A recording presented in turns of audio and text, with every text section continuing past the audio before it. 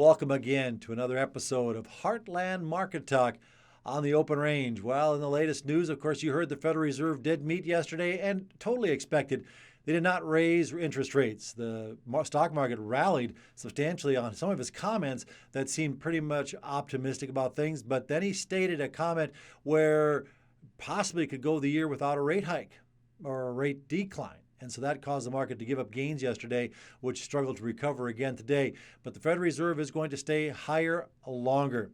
Now, of course, the latest in the news, a couple items on the avian flu, the disease carried by the wild birds. Raw milk. It seems like sales have not dropped in that. Dairy herd had been affected by the avian flu from some birds, and milk is pasteurized, which means it was safe. It's been cleaned of any pathogens. But there are some individuals that just drink raw milk, unpasteurized milk. Now, when interviewed by a major supermarket chain on raw milk sales, he said it's quite simple. Raw milk drinkers are anti-FDA people. They say if the FDA says it's bad for you, that must mean it has some good properties for your body, because if they say it's something is good for you, it means it helps out Big Pharma. So it's a group of people that they're going to drink the raw milk no matter what. Now, something that did come about, though, yesterday, it created massive volatility in the cattle market. Cattle market tumbled hard yesterday on fears that there was a report coming from the USDA that was unknown about some recent testing. Well, the testing results did come out yesterday afternoon, and of course it showed nothing was found in 30 samples in regards to any beef testing that could have had some kind of avian flu contamination of any kind. Well, we know that that was not going to be the case and allowed the cattle market to rally sharply today. But a point on this testing, you have to wonder, and of course there should be some trade groups like the IBAN Cattle Group, Independent Beef Producers of North Dakota, your Stockmen's Association, your National Cattlemen's Association, along with the American Cattlemen's Association. They should be questioning the USDA. Why are you doing this testing at the consumer level, like Costco or at Sam's Club, which they are doing it there in supermarkets? Why aren't they doing it on the front end, doing it at the packing plant? It should not be allowed to either enter the food chain and go right at the food chain source where they're slaughtering. Because if this was to come out and found that, hey, something showed up at Sam's Club or at Costco, imagine the mass hysteria and the damage would be done to the beef industry if this were to occur. Who in the USDA thinks this is a good idea? You know, the bottom line is maybe it's somebody who doesn't like beef consumption because they think cow farting is ending our way of life because of global warming. I don't know, but you hear some pretty crazy stuff about the Biden administration and appointees there. And you have to ask yourself, why are they testing at the consumer level when it should be done well before that and not be allowed down the chain? So again, a word of pause on what is going on at the USDA and why would they do it this way? Well, as far as the grain trade is concerned, we see some sharp rallies in corn and soybeans over the last few sessions, and that is because weather has become a bit concerning, either domestically and around the world. So we'll go into that on Heartland Insights. Weather in the United States has been very wet down in the southeast. Production for corn getting in the ground has been slow. Also up here in Pennsylvania, Ohio, Indiana, heavy rains they've been experiencing over the last week. And now the northern plains here as well. We've been catching rains, and it's causing concerns about preventive plant.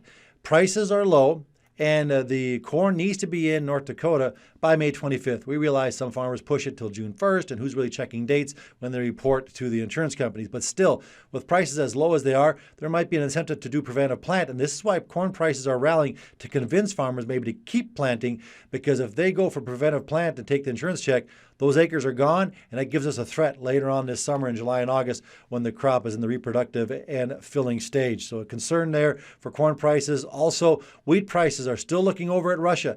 This is the Black Sea. So that means this is the Russian wheat producing areas where the southern portion is picking up some rains, but a large producing area of wheat in Russia over the last 8 weeks have been bone dry, even into Ukraine. There are concerns of the dryness there where the wheat is growing. So you're going to start seeing probably some further strength in wheat market after last week's big rally, corrected for 3 days this week, and now maybe some strength might be ready to return into the wheat trade. Now, speaking of corn, the current excitement has caused July corn to run back up to the crop report highs that we had seen back on March 31st. Pushing through this here quite a bit more would be beneficial on pricing, allow an attack of the 470 to 480 area as we get these mashed legs that we seem to see a lot of times. You can almost measure them, and this would project the old crop corn prices probably experiencing something in the 470, 480 range. December corn as well, back up to the high seen back on the March 31st acreage report. And again, here late April, the market had, early April had pushed back up there. So now this test could project prices probably closer to $5 a bushel on the new December corn crop. Soybeans coming alive. They've been pretty dead. Look at the volatility. A low in February we discussed was significant. Market pushed higher in March, but here we were within literally a dime just a week and a half ago. Now, pushing back higher again. This kind of wave structure allows for at least probably a retest of the March highs back near the $12.40 range, unless the USDA comes out in the May WASDE numbers next week, implying that the crop in Brazil probably is getting smaller. Then we could see even further gains on soybeans. Crude oil today continuing to break lower as prices are finding big builds in energy supplies in our Wednesday's detailed report from the Department of Energy, and hopes for a ceasefire has crude oil right on top of trendline support. If it holds, we get further rally here in the spring. If not, we can see damage, and the weaker economy that's coming will keep us probably at bay on energy prices, not climbing much more. Gold also stalling out recent trends, uptrends. The Federal Reserve staying higher longer is keeping gold prices on to retreat, which is seasonal for this time of year. We can see gold retreat well into June yet. And cocoa, damage is done. Top is in at 12,000. Now we are on the big retreat on the cocoa market. And as you can see, going back well over a year, we're still considerably higher than a year ago, but prices are on retreat. And now it's time for our question of the day, where it's asked one straight up question: why trade commodity futures versus stocks?